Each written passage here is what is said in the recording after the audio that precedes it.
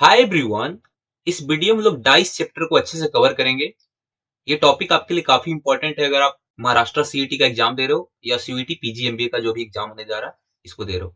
ठीक है, तो इस टॉपिक को आपको काफी अच्छे से देखना है। काफी इजी सा टॉपिक है अगर आप ध्यान से देखते हो तो। और अगर आपको बेसिक रूल्स लेकिन नहीं पता होंगे तो फिर आप वहां पे जाके आप इजी क्वेश्चन भी गलत कर दोगे। ठीक है, तो आपको अच्छे से ध्यान देना है। सबसे पहले देखते हैं कि आखिर डाइस होता क्या है। तो डाइस को हम लोग हिंदी में क्या कहते हैं? पासा। राइट, तो अगर आपने लूडो खेला है, राइट, तो उसमें जो आपने देखा होगा क्यूब क्यूब शेप का एक होता है जिसपे डॉट्स होते हैं। राइट, तो एक डॉट का मतलब होता है एक, टू डॉट्स का मतलब होता है टू, और इसी तरीके से लेके एक से लेके 6 तक डॉट्स होते हैं। राइट, तो जनरली एक से लेके 6 तक डॉट्स होते हैं।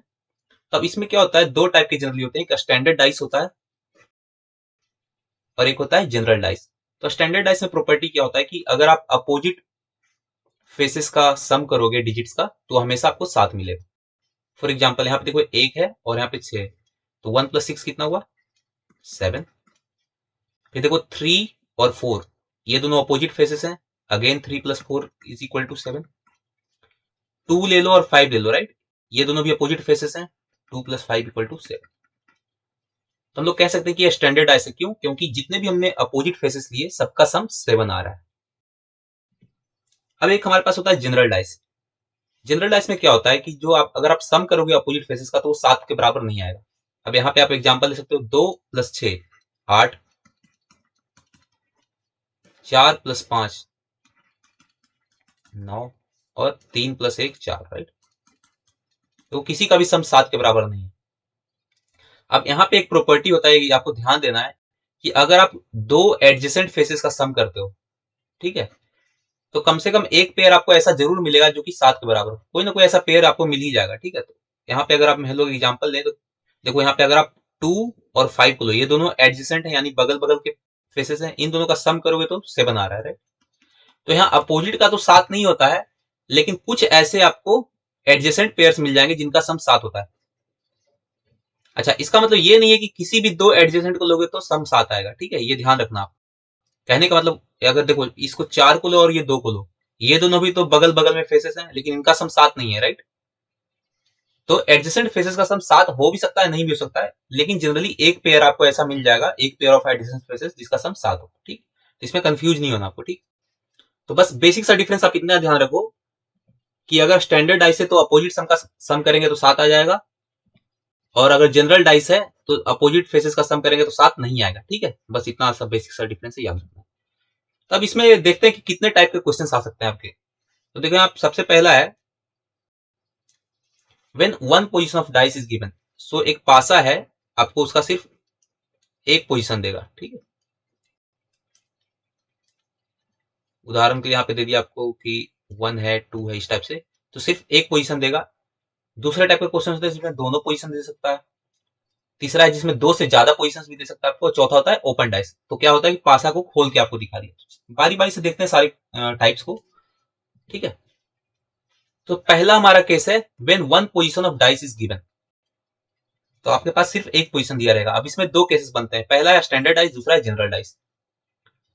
तो अगर आपके पास स्टैंडर्ड डाइस है तब तो आप अपोजिट फेस का आसानी से पता लगा सकते हो, वो यूनिक होगा। ठीक है, लेकिन अगर जनरल डाइस है तो आप यूनिकली पता नहीं कर सकते। ठीक है, यहाँ पे आपको केसेस बनेंगे। तो चलिए क्वेश्चन से समझ में आएगा, आप देखिए आगे।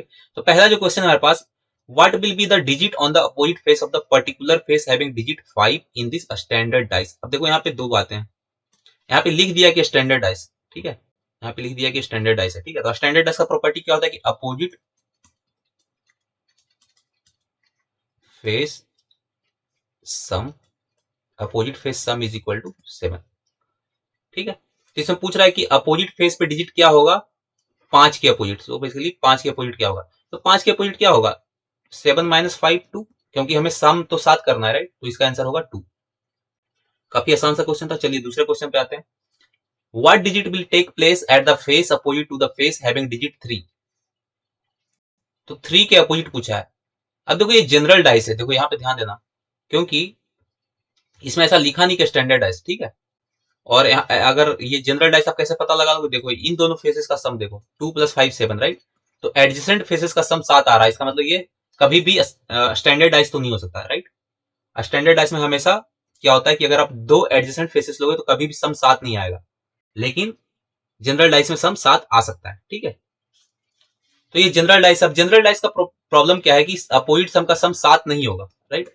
अपोजिट फेस का सम साथ नहीं होगा, तो आप 3 के अपोजिट ये नहीं कर सकते कि 4 होगा, राइट। तो ऑप्शंस क्या है हमारे पास? अब 3 के अपोजिट कुछ भी हो सकता है जो कि यहाँ पे नहीं दिख रहा है, तो क्या क्या हो सकता है? 1, 4, 6। तो आपके ये तीनों आंसर्स हैं यहाँ पे। ठीक है, जो भी फेसेस आपको यहाँ नहीं दिख सकते हैं, कोई भी अपोजिट इसका हो सकता है, एक भी हो सकता है, 4 भी हो सकता है, 6 भी हो सकता है, तो इसका आप यूनिकली आंसर आप नहीं निकाल सकते। अब आते हैं केस 2 पे। केस 2, इसमें क्या कह रहा है कि जब दो पोजीशंस आपको दे दिया हो।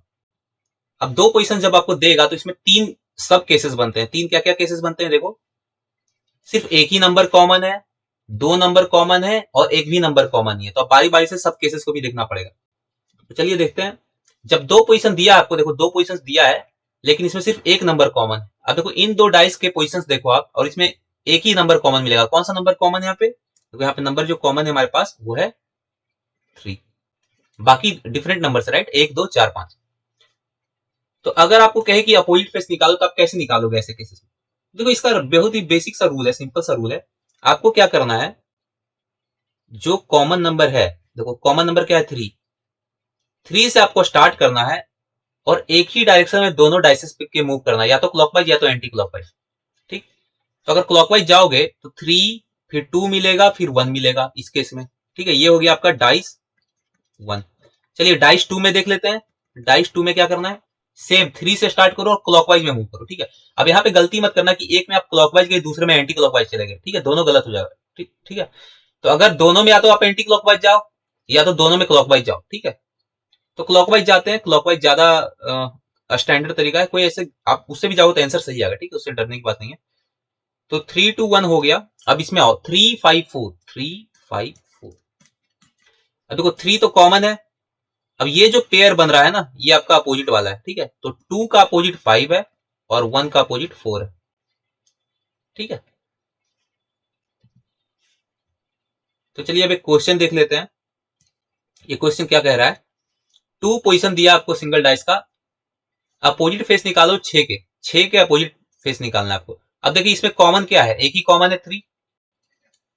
3 से स्टार्ट करते हैं। 3 से आप क्लॉकवाइज मूव करना शुरू करो। ठीक है, दोनों केस में। तो पहले डाइस में क्या होगा? 3, 6, 4।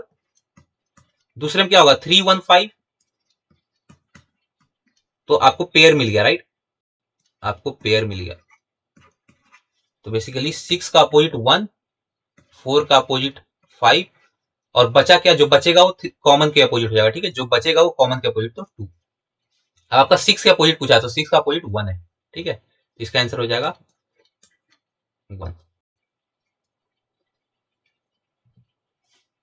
अब चलिए आते हैं सब केसेस 2 पे। इसमें क्या है कि देखो दो पोजीशन ही देगा लेकिन दो नंबर्स कॉमन मिलेंगे आपको। यहाँ देखो, यहाँ पे आपके कौन कौन नंबर कॉमन है? 6 भी है, 5 भी है, राइट। 6 और 5। तो इसमें क्या होता है, जो भी रिमेनिंग नंबर्स है, जो कॉमन नंबर को हटा दो। देखो कॉमन क्या है? कॉमन है आपका 6 और 5। ठीक, तो रिमेनिंग नंबर कौन कौन सा है? कॉमन को अगर हटा दो तो क्या क्या बचा? एक में बचा 4 और दूसरे में बचा 3, राइट। तो जो रिमेनिंग नंबर्स होते हैं वो एक दूसरे के अपोजिट हो जाते हैं। 4 और 3 अब अपोजिट हो जाएगा, और जो कॉमन नंबर होगा वो हिडन नंबर्स के अपोजिट हो जाएगा। तो कॉमन नंबर है 6, 5, तो हिडन नंबर क्या क्या? कौन कौन नंबर यहाँ पे आपको नहीं दिख रहा है? 1 और 2, राइट। तो 1 और 2 अपोजिट हो जाएगा 5 और 6 के। ठीक है, तो चलिए कुछ क्वेश्चंस देख लेते हैं। Find the digit on the face which is opposite to the face having digit 2। 2 के अपोजिट निकालना है। अब देखो यहाँ पे कॉमन क्या है? दो डिजिट्स कॉमन है, 5, 6। ठीक, 5, 6 कॉमन है। तो रिमेनिंग क्या है? 2 एंड 4, राइट। तो जो रिमेनिंग नंबर होता है इस केसेस में ये अपोजिट हो जाते हैं एक दूसरे के, राइट। तो 2 के अपोजिट क्या हो जाएगा? 4। हमारा आंसर हो जाएगा 4। चलिए अब आगे आते हैं। अब देखो यहाँ पे क्या है, दो ही पोजीशन आपको दे रखे हैं लेकिन इसमें एक भी नंबर कॉमन नहीं मिलेगा आपको। अब देखो यहाँ 4, 5, 6, 1, 2, 3, कुछ कॉमन है ही नहीं। जब कुछ कॉमन है ही नहीं तो आप कैसे पता करोगे? तब इस केस में आप कभी भी यूनिकली नहीं पता कर सकते। ठीक है, अपोजिट फेसेस को आप कभी भी यूनिकली नहीं पता कर सकते। बस इतना सा है कि जो जो नंबर्स इस डाइस में आपको दिख रहे हैं वो अपोजिट होंगे इस डाइस में जो नंबर दिख रहा है, ठीक है। तो बेसिकली 4 5 6 ये अपोजिट हो जाएगा 1 2 3 के, ठीक है। अब कुछ कुछ भी हो सकता है, फॉर एग्जाम्पल 4 का अपोजिट 2 भी हो सकता है, ठीक है। 4 का अपोजिट 3 भी हो सकता है, 4 का अपोजिट 1 भी, तो इन तीनों में से कोई भी 4 का अपोजिट हो सकता है। सिमिलरली 5 का कोई भी अपोजिट हो सकता है, 6 का कोई भी अपोजिट हो सकता है, राइट। तो we cannot uniquely determine, इस केस में हमें यूनिकली पता कभी चल ही नहीं सकता, क्योंकि हमारे पास कोई रेफरेंस पॉइंट है ही नहीं, राइट। अगर हमारे पास कोई नंबर जो कॉमन होता है तो वो रेफरेंस पॉइंट की तरह काम करता है, राइट। हम वहां से क्लॉकवाइज या एंटी क्लॉकवाइज मूव कर सकते हैं या कुछ पता कर सकते हैं डाइस के बारे में, लेकिन अब यहाँ तो कुछ कॉमन है ही नहीं, तो कैसे पता करेंगे। इसीलिए हम क्या करते हैं कि यूनिक हमारा आंसर नहीं मिलता, हमारे पास ऑप्शंस आ जाते हैं कि हाँ चलो 4 के अपोजिट 1 भी हो सकता है, 2 भी हो सकता है, 3 भी हो सकता है, 5 के अपोजिट 1 भी हो सकता है, 2 भी हो सकता है, 3 भी हो सकता है, कुछ भी अपोजिट हो सकता है, ठीक है। तो ये क्वेश्चन एक्चुअली यूजलेस हो गया आपके लिए, क्योंकि एग्जाम में इसको देने का कोई मतलब ही नहीं बनता है, राइट। क्योंकि इसमें तो फिर यूनिकली आप आंसर निकाल नहीं सकते, ठीक है। तो आपके लिए जो इंपॉर्टेंट केसेस हैं वो ये वाले हैं, 2 नंबर कॉमन वाले और 1 नंबर कॉमन वाले, सबसे ज्यादा ये इंपॉर्टेंट है। 1 नंबर कॉमन वाले बहुत सारे आते हैं, ठीक। कोई एक ही डिजिट कॉमन हो तो आप आसानी से निकाल सकते हो। चलिए तो अब आगे बढ़ते हैं।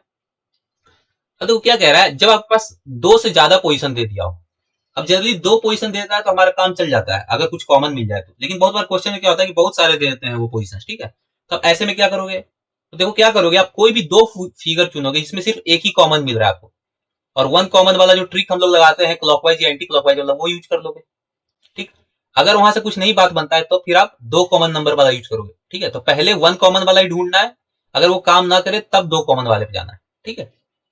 तो चलिए देखते हैं। अब देखो ये क्वेश्चन है हमारे पास, what will be the digit on the face opposite to the face having digit 1। कह रहा है एक के अपोजिट क्या मिलेगा, एक के अपोजिट क्या मिलेगा। तो देखो यहाँ पे 3 पोजिशन दे रखे हैं, तो हमारा सॉल्व करने का मेथड क्या कहता है, पहले 2 फिगर ऐसे ढूंढो जिसमें सिर्फ एक ही डिजिट कॉमन हो। तो चलिए हम लोग देखते हैं, देखो इन दोनों में क्या कॉमन है, 2 कॉमन है, राइट। एक ही नंबर कॉमन है 2। तो चलिए इन दोनों फिगर को यूज कर लेते हैं। तो क्या करते हैं, कॉमन नंबर से क्लॉकवाइज या एंटी क्लॉकवाइज में मूव करना शुरू करते हैं। तो दोनों दोनों पोजीशंस में हम लोग क्लॉकवाइज मूव करना शुरू करते हैं। तो 2 6 4, राइट, 2 6 4, और इसमें अगर मूव करोगे तो 2 3 1, राइट, 2 2 3 1। तो पेयर मिल गया हमें आसानी से, राइट, हमें पेयर मिल गया, 6 3 का पेयर मिल गया, 4 1 का मिल गया, तो यानी कि 6 का अपोजिट 3, 4 का अपोजिट 1, तो 2 का अपोजिट क्या जो बच गया 5। तो हमें पूछा किसका, 1 का अपोजिट बताओ, तो 1 का अपोजिट 4, राइट। तो हमारा आंसर हो जाएगा 4। ओके चलिए अब आते हैं ओपन डाइस पे। अब ओपन डाइस थोड़ा सा इंटरेस्टिंग होता है, और कभी कभी अगर आपको ये नहीं पता है तो फिर आप गलत कर दोगे, ठीक है। इसको थोड़ा ध्यान से आपको समझना। अब देखो इसका सिंपल सा एक ही रूल है, आपको कुछ भी रूल और याद नहीं रखना। देखो डाइस को क्या किया है ना, डाइस को खोल के रख दिया है। सपोज ऐसा एक डाइस है, इसके जितने भी फेसेस है ना उसको एक खोल के इस टाइप से अरेंज कर दिया। अच्छा इसको वो और भी तरीके से अरेंज कर सकते हैं, वो आपको ऐसे भी अरेंज कर सकते हैं। देखो इसमें बहुत सारे वेराइटी आता है, उसमें डरना नहीं आपको, वो इस टाइप से भी आपको अरेंज कर सकता है। इस टाइप से भी आपने क्वेश्चन में देखा होगा, राइट, 1 3 5 2 4 6, इस टाइप से भी अरेंज कर सकता है, और इस टाइप से कर सकता है, और भी बहुत सारे तरीके हैं। बस आपको ये रूल याद रखोगे ना तो कभी गलत नहीं होगा ऐसा क्वेश्चन। ओपन डाइस का कोई भी क्वेश्चन आपको बस इसी रूल से बन जाएगा। ये रूल क्या कहता है, बहुत ही सिंपल सा रूल है। ये रूल सिंपली ये कहता है कि कोई भी 2 अपोजिट सरफेस जो है वो कभी भी एक दूसरे को टच नहीं करेगा, या तो पॉइंट से या लाइन से। अब देखो इसका मतलब क्या हुआ, सपोज मैं 3 लेता हूं और 5 लेता हूं, क्या ये दोनों कभी भी एक दूसरे का अपोजिट हो सकता है। देखो प्रॉपर्टी हमारा रूल क्या कहता है कि अगर 2 अपोजिट सरफेस है तो कभी भी पॉइंट ना तो कॉमन मिलेगा ना तो लाइन कॉमन मिलेगा। अब देखो इन दोनों फेसेस में लाइन कॉमन है क्या, देखो इसके लाइन है ये चारों फेसेस हैं, और इसके हैं ये चारों, एक सेकंड मैं दूसरा इंक यूज कर लेता हूं, इसके हैं ये चारों। अभी लाइन तो कॉमन नहीं मिला, लेकिन देखो यहाँ पे पॉइंट कॉमन मिल गया, राइट, ये पॉइंट देखो कॉमन मिल गया। इसका मतलब 3 5 का कभी भी अपोजिट नहीं हो सकता, ठीक है। तो इसलिए ऐसा नहीं सोचना कि चलो 3 और 5 को अपोजिट कर देते हैं, ठीक है, तो ये नहीं होगा। तो इसका अपोजिट क्या क्या होगा, देखो ऐसे वाले अरेंजमेंट में क्या अपोजिट होता है, 2 का पेयर बनेगा 5 के साथ अपोजिट का, 3 का बनेगा 4 के साथ, और 6 का बनेगा 1 के साथ, ठीक है। 2 का 5 के साथ, 3 का 4 के साथ, 1 का 6 के साथ, ठीक है, अल्टरनेट करके बनेगा, ठीक है। कुछ क्वेश्चंस देख लेते हैं इस पे। If a cube is made from the following figure, then which lateral face will be opposite to the face F? कौन सा फेस होगा जो एफ के अपोजिट होगा। तो ये सिंपल सा है, अल्टरनेट पे आप कर लो, ठीक है। बी का, एक सेकंड में दूसरा इंक्लूड कर लेता हूं। देखो बी का अपोजिट हो जाएगा डी, सी का हो जाएगा ई, और ए का हो जाएगा एफ। ए का हो जाएगा एफ, बी का हो जाएगा डी, सी का हो जाएगा ई, ए का हो जाएगा एफ। यानी आपसे पूछा है एफ का, राइट, तो ए आपका आंसर हो जाएगा, ठीक है। काफी इजी सा क्वेश्चन था ये। अब चलिए ये देखिए, महाराष्ट्र सीईटी का क्वेश्चन है 2015 का। कौन सा नंबर होगा 6 के अपोजिट। अब यहाँ पे देखो 4 आपके पोजीशंस दे रखे हैं डाइस के, राइट। तो जब 2 से ज्यादा दे रखा होता है तो हमारा रूल क्या कहता है, हमारा रूल ये कहता है कि कोई भी 2 पोजीशन उसमें चुनो जिसमें कि सिर्फ एक नंबर कॉमन हो, और वहां से देखो कि आपका आंसर निकल के आता है कि नहीं। अगर नहीं आता तो फिर आप 2 कॉमन पे जाओ, ठीक है। देखते हैं पहले एक से ही मतलब एक कॉमन से ही काम चलता है कि नहीं। अब देखो मैं क्या करूंगा, चलो मैं इन दोनों को उठा लेता हूं, ठीक है। इन दोनों को उठा के देखता हूं कि काम बनता है कि नहीं हमारा। इन दोनों में क्या क्या कॉमन है, देखो सिर्फ 4 ही कॉमन है, राइट। तो काम हमारा चल सकता है। तो देखो 4 से स्टार्ट करके ना क्लॉकवाइज मूव कर जाओ दोनों में, ठीक है। तो 4 से जब इसमें स्टार्ट करोगे तो 4 के बाद 6 मिलेगा, फिर 5 मिलेगा। इसमें जब मूव करोगे तो 4 के बाद 1 मिलेगा, फिर 2 मिलेगा, ठीक है। 4 के बाद 1 मिलेगा, 2 मिलेगा। तो 6 का पेयर बन गया 1 के साथ, 5 का बन गया 2 के साथ, और 4 का बन जाएगा कौन सा बच गया 3 के साथ। तो 4 का अपोजिट 3, 6 का अपोजिट 1, 5 का अपोजिट 2। आपसे पूछा है 6 का, तो 6 का अपोजिट 1, राइट। तो आंसर हो गया 1। तो देखो हमारा इन्हीं 2 फिगर से काम चल गया। बेसिकली ये दोनों अगर नहीं भी दिया रहता क्वेश्चन में तो भी आपका आंसर आ जाता। लेकिन ये लोग क्यों देते हैं ज्यादा फिगर्स, ताकि आपको कंफ्यूज कर सके, ठीक है। तो इसलिए डरना नहीं है, आपका आपका 2 फिगर से काम जनरली चल जाता है। अगर आपका ऐसा कोई 2 फिगर मिल जाए जिसमें सिर्फ एक नंबर कॉमन हो। सपोज अगर काम नहीं चलता वहां से तो फिर आप 2 कॉमन पे जाओ, ठीक है, जनरली, लेकिन काम आपका बन जाएगा, ठीक। तो सारे टाइप्स हमने कवर कर लिए, आई थिंक सारे टाइप्स हमने कवर कर लिए, और काफी हेल्पफुल सा ये टॉपिक है आपके लिए, काफी इंपॉर्टेंट टॉपिक है। बहुत सारे क्वेश्चन इस पे आते हैं दोनों एग्जाम्स के लिए, सीयूटी पीजी एमबीए हो या महाराष्ट्र सीईटी का हो। महाराष्ट्र सीईटी तो क्वेश्चंस आते ही आते हैं, क्योंकि आपका एक एब्स्ट्रैक्ट रीजनिंग का एक अलग सा सेक्शन है, राइट, एब्स्ट्रैक्ट रीजनिंग का। तो इसमें बहुत बार फिगर बेस्ड रीजनिंग आते हैं, तो इसमें डाइस के क्वेश्चंस आने के बहुत हाई चांसेस, ठीक है। तो चलिए मिलते हैं नेक्स्ट वीडियोज में, मैं और भी रीजनिंग के टॉपिक्स कवर करूंगा। मैं कभी टॉपिक लाऊंगा डायरेक्शन एंड डिस्टेंस पे, फिर और भी जो भी टॉपिक्स हैं महाराष्ट्र सीईटी के लिए या फिर आपके सीयूटी पीजीएमबीए के लिए, सारे अभी आपके बारी बारी से आ जाएंगे अगले 3-4 दिन के अंदर। तो आप चाहो तो हमारा चैनल भी सब्सक्राइब कर सकते हो, और अगर अगर आपके फ्रेंड्स प्रिपरेशन कर रहे हैं तो आप उनके साथ शेयर भी कर सकते हो, राइट।